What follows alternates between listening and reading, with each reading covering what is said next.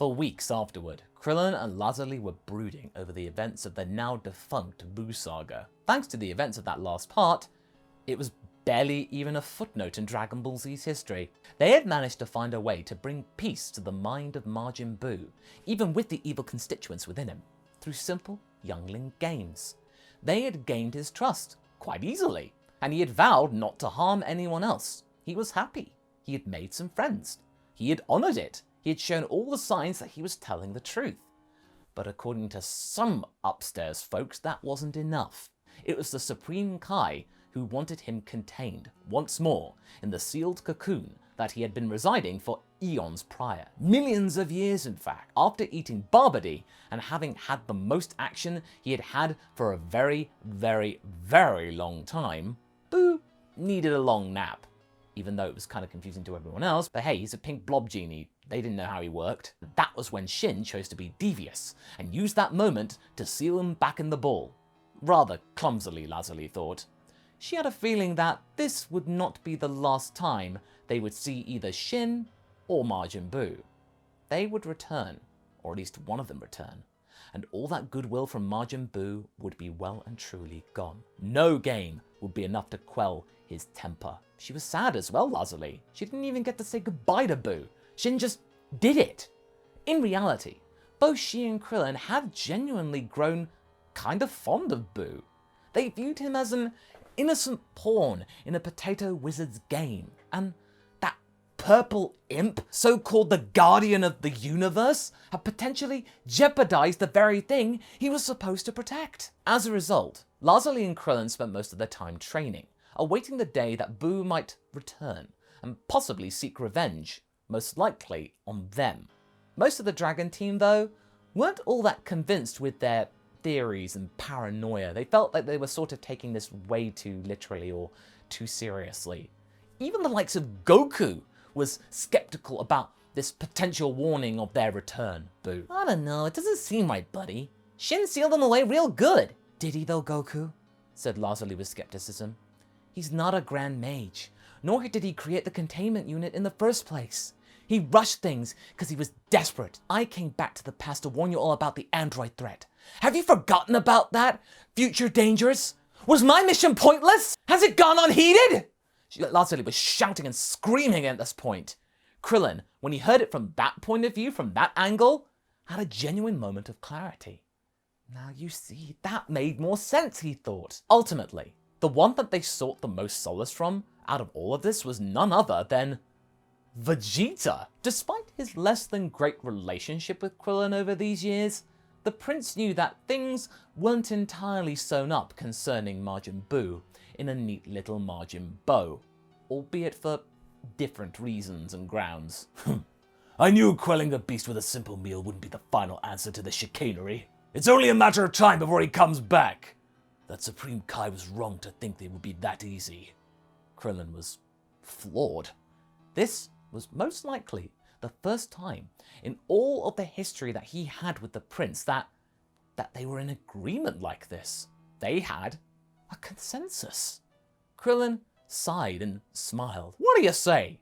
Let's put our past aside, buddy, and prepare for his return, whenever that may be. Vegeta wasn't quite ready to fully commit to this guy, but he knew for sure that after all the things he had seen in his days, that to be complacent was not something to subscribe to. But you should subscribe to this channel if you like the sound of this story and many more. As such, the next few years were spent with a rather unusual trifecta: Vegeta, Krillin, and Lazuli. They trained harder than ever, the first two starting to fully understand one another. Look past the initial backlash of Krillin becoming a Saiyan through what seemingly felt like ill-gotten gains through the Dragon Balls. Vegeta had seen him fight, seen him act like a Saiyan when the chips were down, but that hadn't been enough. But now this tenacity and drive to become stronger than your potential enemy, to anticipate instead of relaxing and being careless, this was very much like a true Saiyan. Not even Kakarot was this driven. Him assuming that the Supreme Kai had done what was completely necessary. He had sewn everything up in which to thwart this particular evil. Vegeta didn't pull any punches though with Krillin. He wasn't being soft on the guy. he had plenty of anger to vent. Krillin also knew this. They didn't hold back against one another, and Lazuli was loving this no-holds-barred arrangement, that at least somebody out there was agreeing with them. She was letting out some very pent-up anger towards the lot of them, as well as her resentment towards Shin. They had trusted him, gone along with his idea because he was the Supreme Kai. He surely would have known what he was talking about if he'd been there when Boo had come. But he'd gone and completely undermined them all, showed his true colours. She knew she couldn't take on the gods and win herself, no. But in actuality she could have actually done, but she didn't know that because stronger than Frieza. She's way stronger than Frieza at this point. Goku started to take notice of this training regimen and wanted to spar with Krillin to see whether or not this had been a genuine increase in power or whether this was just sort of a venting exercise. But he felt this gain soon enough.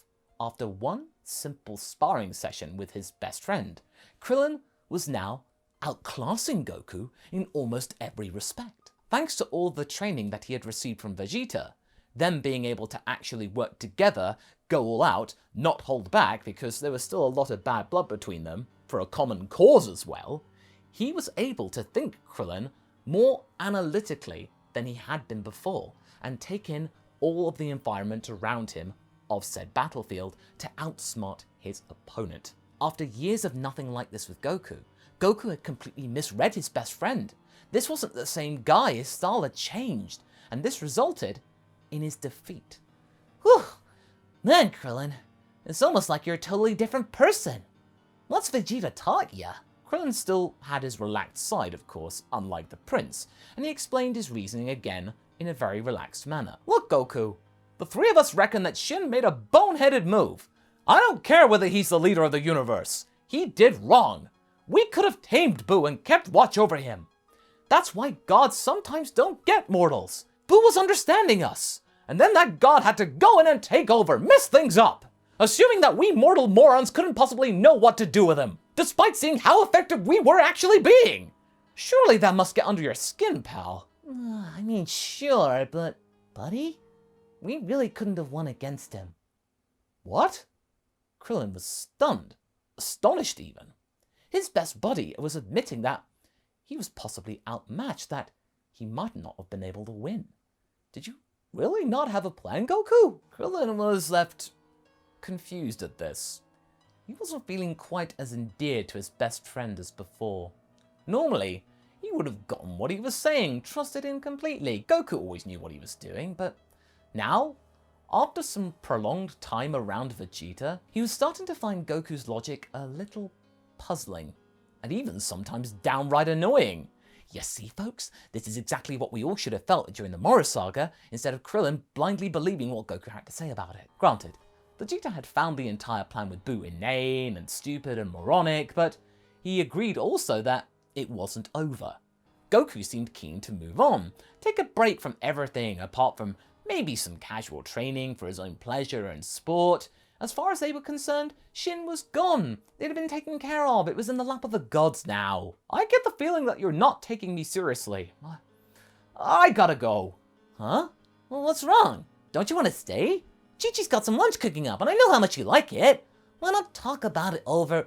I ain't hungry, man. And with that, Krillin just flew away, keen to get away from this very ambivalent sensation that he was experiencing. He really did not know what to make of all of this. Was this good that he was thinking more clearly and rationally, thinking about the safety of the planet and now the universe instead of his best friend? Or was it bad because he was starting to drift away from Goku of all people? The one guy that initially stood up for him back in the day when he had made the wish and everybody was against him for being so selfish about it and careless.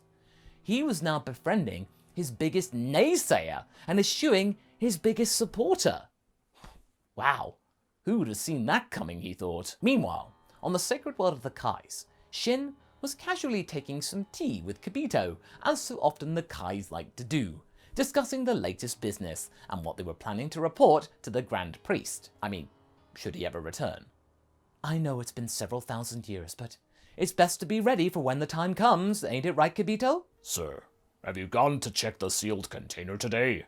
I've been reminding you to do so for the last few days, and yet you have forgotten to do so. It's been generating some rather concerning and strange energy as of late. Negative energy at that. You might want to go and take a closer look. I don't like the sound of it. It might be serious. Shin, though, confident in his own ability, waved it aside. He was still in the afterglow of having taken care of Majin Buu with very little conflict. I'm sure it's nothing, friend. Probably the occupier having a bad dream or something. He's just a baby after all. Kibito furrowed his brow. You seem too lax with this, Shin. This does not seem like you. It's my job to ensure that you perform your duties as you are supposed to. And with all due respect, sire, I feel that you are not. Shin looked at him with a cold expression, as if he wanted to draw a line on this conversation. Well, with all due respect, Kibito, I feel that you are wrong. Buu cannot escape. He is safer here than on Earth. I have done them a service. Nobody nefarious can get to our realm without us knowing about it. I do not want to hear any more about this matter. We are too busy with other matters. Shin picked up his book and began to read. Was this a book about reports of the galaxy? No, it was a fictional book. Kibito sighed. He knew that this was the end of the conversation. So he had to take matters into his own hands and decided to perform the duty himself. He simply could not let this go. When he got down to said chamber, several hundred miles below the surface of the planet, he could indeed feel the dark energy again, pulsating from the sealed ball. Something about the containment didn't seem right. He needed to take a closer look. He touched the ball, trying to sense the power and feel the energy beneath it. Feel the best course of action too. Should they get an even stronger containment field? He should have spoken up about the need to call in proper mages. He knew he should have. There could have been warlocks around the universe to seal the ball properly, to a better expertise than his master did, but he was against it. He didn't want to draw attention to the presence of Majin Buu to any potential magical beings who might want to exploit this rather enticing prospect. Majin Buu, of legend, the creation of Bibidi, one of the original mages of entire histories. Down in legend as one of the most chaotic and powerful minions that the universe had ever seen. Shin thought it best that he could do it. That if he were locked away here, told to no one, and simply left alone to rot and be forgotten about, that would be right. But this was the wrong move. Within seconds, the sealed ball's surface began to ripple and distort. Protrusions were forming, followed by cracks across the surface. Kibito stepped back and was aghast at the scene. He tried to move, but he was left stock still, too scared to move, the energy holding him on the spot. The egg, within seconds, exploded. All thanks to Kibito touching it, breaking the surface tension. Instead of waking up calmly, Buu was already awake and seething. Instead of his usual pink skin, he was burning red, his eyes wide and furious. Unlike the slits, these were round. Buu tricked! Buu mad! His eyes locked with Kibito, with none of the impish sense of delight. He fired a ki blast at Kibito, ending him instantly, destroying most of the room to boot. But Buu didn't care about any of this though. Without any further thought, he breached the roof of the underground cavern and plowed through the crust of the planet as if it were nothing, like custard. Hundreds of kilometers of crust, just like paper. He was on the hunt. Shin could barely hear the commotion of this, for about a few seconds. But then he could feel the ripples of the ground tearing itself apart from when Buu broke through the surface and flew toward him at fantastic and horrific speed. Shin was agog with fear. His plan had failed? How? Surely some kind of sabotage was the case. You! Take Buu to Earth! Now! Buu had flown up right behind him and caught him unawares. Shin was left so terrified he couldn't form words and tried to blast Buu with his eye beams. But that was a big mistake. Buu simply just grabbed his head. Do again and Buu break your head off! He dropped Shin, and without further ado, Shin did what he was told, because he knew what would happen to him if he didn't do what he was told. Within seconds, they were on Earth, and Buu looked around, trying to sense two particularly familiar people that he thought were his friends. Those traitors, those tricksters. They had tricked Boo, along with this guy, into locking him away again. He didn't want that.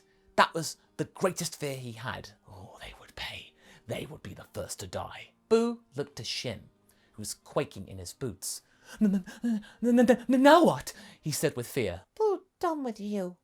Without another moment to think, Boo zapped Shin into a candy bar and ate him. The Supreme Kai for a snack. It tasted of grape. Meanwhile, out in the sticks, a certain deity-like cat was asleep, but he would never wake up, and his attendant felt a strange sense of exhaustion before he too would descend into a dormant state. Universe 7 was left without Beerus to help clear up the mess of Majin Buu. The bond between he and the Supreme Kai had been broken. And that's where we're going to be leaving things right now.